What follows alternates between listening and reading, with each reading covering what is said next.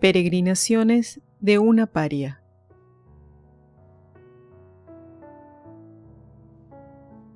Por Flora Tristán.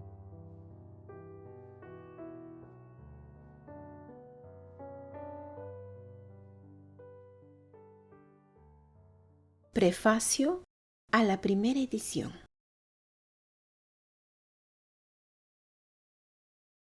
Antes de comenzar la narración de mi viaje, debo hacer conocer al lector la posición en que me encontraba cuando lo emprendí y los motivos que lo determinaron.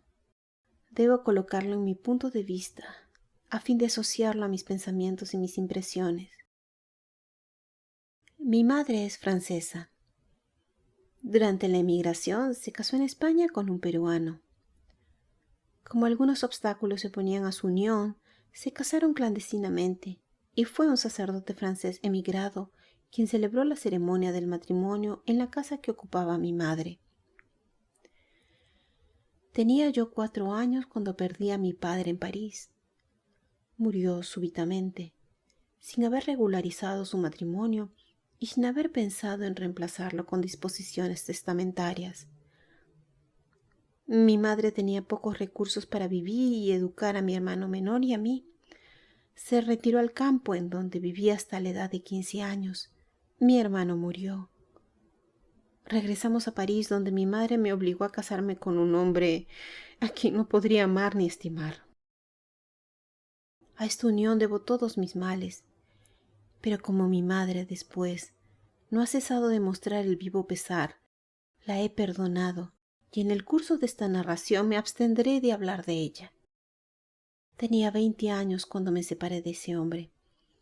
Hacía 6 años, en 1833, que duraba esta separación y 4 solamente que había yo entrado en correspondencia con mi familia del Perú.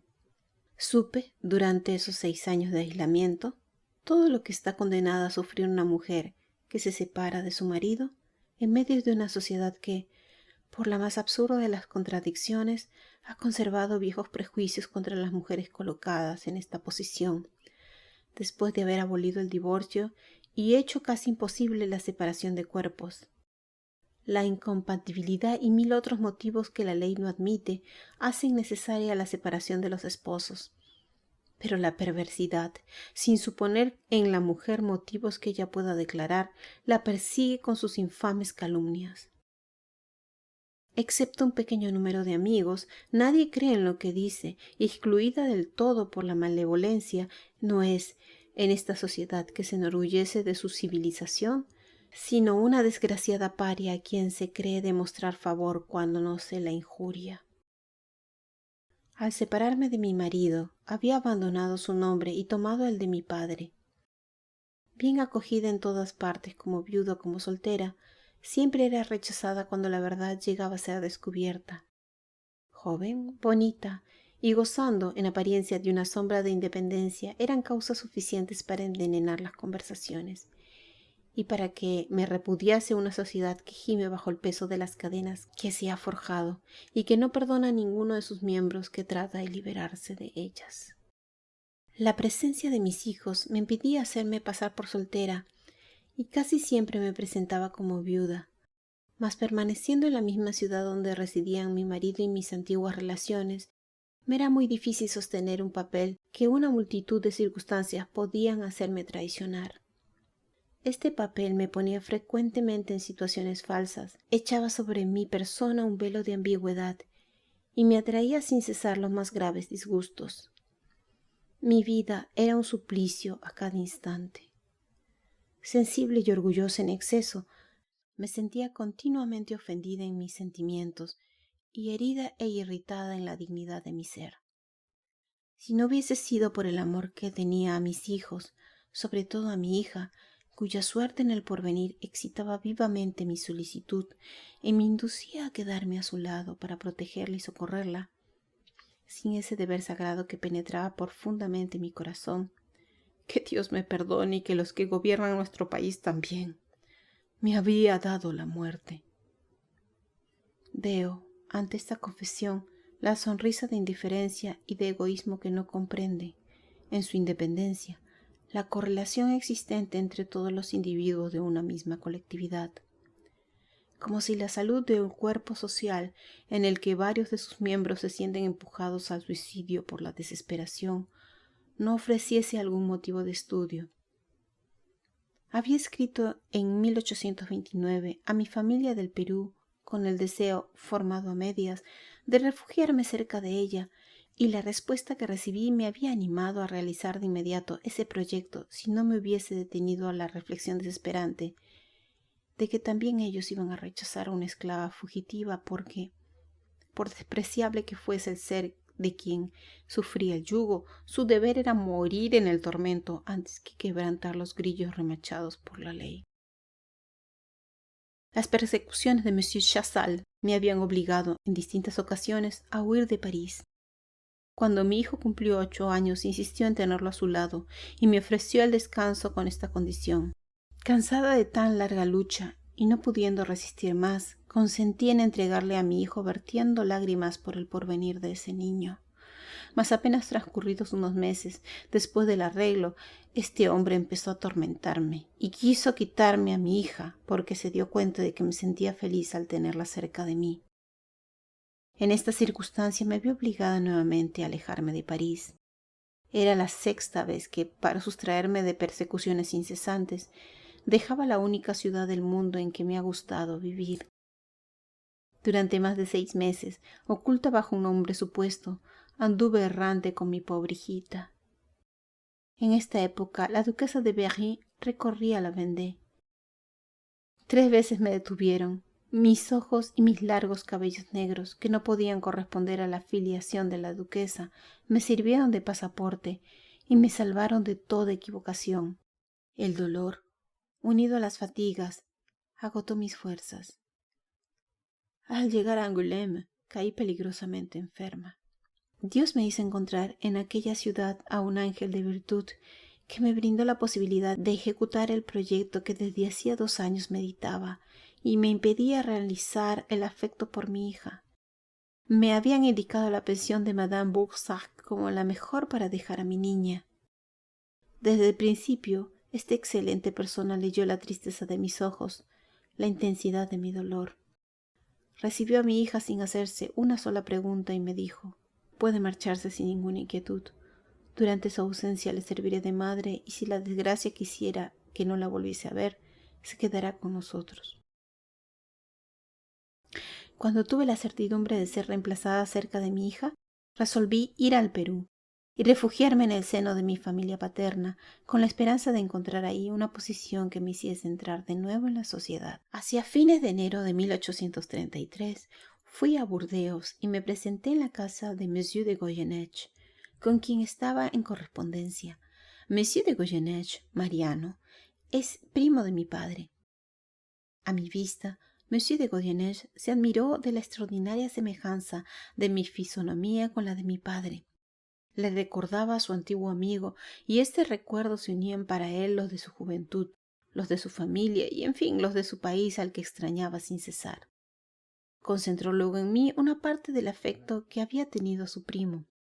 Ese anciano de nobles modales me recibió con consideraciones que me demostraban cuánto me distinguía. Me presentó a toda la sociedad como su sobrina y me colmó de testimonios de benevolencia. Recibí también muy buena acogida de Monsieur Vertera, Felipe, joven español que vive con Monsieur de Goyeneche y se ocupa de los negocios de mi tío Pío de Tristán. Permanecí 2 meses y medio en Burdeos, tomando las comidas en casa de mi pariente. Me alojé muy cerca, en casa de una señora que me arrendó un departamento amueblado. Tuve alguna demora antes de poder emprender el viaje y un concurso de circunstancias fortuitas vino a complicar aún más mi situación. En 1829 había encontrado en París, en una pensión donde me alojé al llegar de un viaje, a un capitán de navío que venía de Lima. Sorprendido de la semejanza de mi nombre con el de la familia Tristán, que él había conocido en Perú, me preguntó si éramos parientes. Respondí que no, como tenía la costumbre de hacerlo. 10 años hacía que había renegado de esta familia por causas que más adelante haré conocer. Y fue la casualidad de ese encuentro la que me permitió entrar en correspondencia con parientes del Perú, hacer el viaje y todo cuanto sucedió después. Tras larga conversación con Monsieur Charfier, el nombre del capitán, escribí a mi tío Pío una carta que pueda atestiguar la nobleza de mis sentimientos y la lealtad de mi carácter, pero que me perdió al revelarle la irregularidad del matrimonio de mis padres. Pasaba como viuda en el hotel, mi hija estaba conmigo. Fue en esta situación en que me conoció el capitán Charfier y se fue. Yo a la vez dejé esta casa poco después de haberlo encontrado y desde entonces no oí hablar más de él. En febrero de 1833, solo había en Burdeos 3 navíos que salían para Valparaíso. El Carlos Adolfo, cuyo camarote no me convenía, el Fletes, al que hube de renunciar porque el capitán no quiso tomar en pago de mi pasaje una letra de cambio pagadera por mi tío, y el Mexicano, hermoso barco nuevo que todo el mundo ponderaba. Me había presentado como señorita a Monsieur de Goyenech y a toda su sociedad. Es fácil imaginar el efecto que produjo sobre mí el nombre del capitán de El Mexicano, cuando mi pariente me dijo que se apellidaba Charfier. Era el mismo capitán que en 1829 había encontrado en aquel hotel de París. Hice cuanto pude a fin de evitar embarcarme en El Mexicano, pero temiendo que mi conducta fuese juzgada como extraordinaria en la casa de mi pariente, en la que Monsieur Charfier había sido muy recomendado por el capitán Roux, quien desde hacía mucho tiempo mantenía relaciones de negocios con mi familia, no me atreví a negarme a visitar el barco. Pasé 2 días y 2 noches en una perplejidad de la que no sabía cómo salir. No había visto a Monsieur Charfier sino 2 o 3 veces cuando comía con él en la mesa de huéspedes. Solo me había hablado de Perú y al escucharlo pensaba únicamente en una familia cuyo abandono me había causado tan terribles pesares, sin ocuparme en lo menor del hombre quien, sin darse cuenta, me hablaba de mis más caros intereses. Lo había olvidado por completo, y ahora hacía penosos esfuerzos para recordar a aquel hombre con quien habría de entenderme. Me atormentaban las más vivas inquietudes. Temía echar a perder mi viaje si lo difería. Lo que no cesaba de oír acerca de los capitanes de navío no era de naturaleza para tranquilizarse sobre el grado de confianza que debía conceder al capitán del Mexicano. No podía resistir más a las instancias de mi pariente, a quien presionaba Monsieur Charfier para conocer mi determinación a fin de poder disponer, si yo no iba en su barco, en el camarote que me destinaba. Cuando me he encontrado en situaciones embarazosas, no he tomado consejos sino de mi corazón. Hice buscar a Monsieur Charfier, quien me reconoció con sorpresa en cuanto entró. Yo estaba emocionada. Cuando estuvimos solos, le tendí la mano. Señor, le dije, no lo conozco. Sin embargo, le voy a confiar un secreto muy importante para mí y voy a pedirle un eminente servicio. Cualquiera que sea la naturaleza de ese secreto, me respondió, le doy mi palabra, señorita, de que su confianza no estará mal colocada y en cuanto al servicio que espera de mí, le prometo hacerlo, al menos que la cosa sea completamente imposible. Gracias, gracias, le dije, apretándole con fuerza la mano. Dios lo recompensará del bien que me hace. La expresión y el acento de verdad de Monsieur Charfier me habían convencido enseguida de que podía contar con él. Con lo que le pido, continué, es simplemente olvidar que me ha conocido en París con el nombre de señor y con mi hija. Le explicaré a bordo la razón. Dentro de 2 horas visitaré su navío y escogeré mi camarote. Monsieur Bertherat arreglará el precio con usted y hasta la partida hable de mí como si me hubiese visto hoy por primera vez. Monsieur Charfier me comprendió y me apretó la mano con cordialidad. Ya éramos amigos. Valor, me dijo. Voy a apresurar nuestra partida. Comprendo todo lo que debe sufrir en su situación. Puedo decirlo. Esta primera visita de Monsieur Charfier es uno de los más felices recuerdos que conservo en el corazón. Durante los 2 meses y medio que permanecí en Burdeos, me sentía afectada por las más inquietantes aprensiones. En 2 oportunidades había vivido en esta ciudad con mi hija antes de haber pensado en mi familia del Perú. Había conocido a mucha gente, de suerte que cada vez que salía me exponía a encontrar a alguno de esos antiguos conocidos, quienes podían pedirme noticias de mi hija, a mí, a la señorita Flora Tristán. Sentía una continua ansiedad. Con qué impaciencia esperaba el día en que debíamos hacernos a la vela. No veía la hora de salir de casa de mi tío Monsieur de Goyeneche. Sin embargo, me trataban con la mayor distinción y sobre todo con pruebas de afecto que me hubiesen hecho muy feliz de haber estado en una posición sólida. Pero era demasiado orgullo como para complacerme en consideraciones prodigadas a un título que no era mío, y mi corazón, abrevado por largos sufrimientos, no podía ser accesible a los prestigios del mundo y de su lujo. Esta sociedad organizada para el dolor, en la cual el amor es un instrumento de tortura, no tenía para mí ningún atractivo. Sus placeres no me daban ninguna ilusión. Veía el vacío y la realidad de la aventura, que a ella se había sacrificado. Mi existencia había sido destrozada y no aspiraba ya sino a una vida tranquila. El reposo era el sueño constante de mi imaginación y el objeto de todos mis deseos. No me resolvía sin pesar a mi viaje al Perú. Sentía como por instinto que me iba a traer nuevas desgracias sobre mi cabeza. Dejar mi país que amaba con predilección, abandonar a mi hija que no tenía más apoyo que el mío, exponer mi vida que era una carga para mí porque sufría y porque no podía gozarla sino furtivamente, pero que de haber sido libre me habría parecido bella y radiante. En fin, hacer todos esos sacrificios y afrontar todos esos peligros porque estaba unida a un ser vil que me reclamaba como su esclava. Esas reflexiones hacían saltar indignado a mi corazón. Maldecía esta organización social que, opuesta a la providencia, sustituye con la cadena del forzado el lazo del amor y divide la sociedad en siervos y amos. A esos movimientos de desesperación sucedía el sentimiento de mi debilidad. Las lágrimas brotaban de mis ojos. Caía de rodillas e imploraba a Dios con fervor para que me ayudase a soportar la opresión. Era durante el silencio de la noche cuando, asediada por estas reflexiones, se desenvolvía ante mis pensamientos el irritante cuadro de mis desgracias pasadas. El sueño huía, solo durante unos cortos instantes, endulzando mis penas. Me perdí en vanos proyectos, tratando de penetrar en el carácter de mi pariente de Monsieur de Goyeneche. Es religioso, me decía, hasta el punto de no faltar un solo día a misa, puntual en el cumplimiento de todos los deberes que la religión impone. Debe estar en sus pensamientos, Dios al que nombra a cada paso. Es rico y pariente mío cercano. ¿Podría negarse a tomarme a mí y a mi hija bajo su protección? Oh, pensaba, no puede rechazarme. No, yo soy la que Dios le envía. Hoy, esta misma mañana, le confiaré mis pesares, le relataré el martirio de mi vida y le suplicaré que nos guarde en su casa a mi pobre hijita y a mí.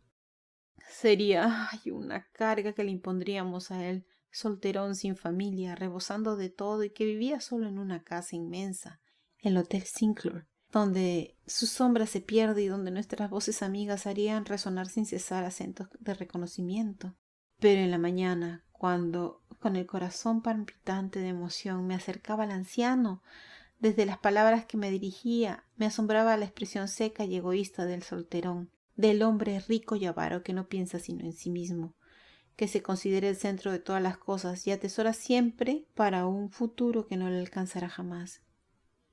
Esta expresión de sequedad me helaba, enmudecía, encomendaba a mi hija a Dios y deseaba ardientemente estar lejos en el mar. Nunca hice esta tentativa, es cierto, a pesar de la devoción de mi pariente, pero no hubiese tenido éxito. Tuve la prueba de ello a mi regreso. El catolicismo de Roma nos dejaba con todas nuestras inclinaciones y da a la del egoísmo mayor intensidad. Nos separa de ellos solo para concentrar todos nuestros afectos en la Iglesia.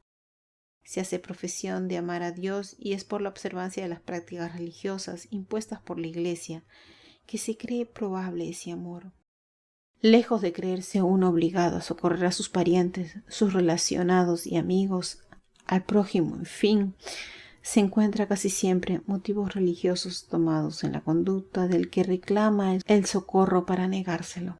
con largueza para la iglesia y confiándole algunas limosnas, como se imagina, generalmente, satisfacer la caridad predicada por Jesucristo.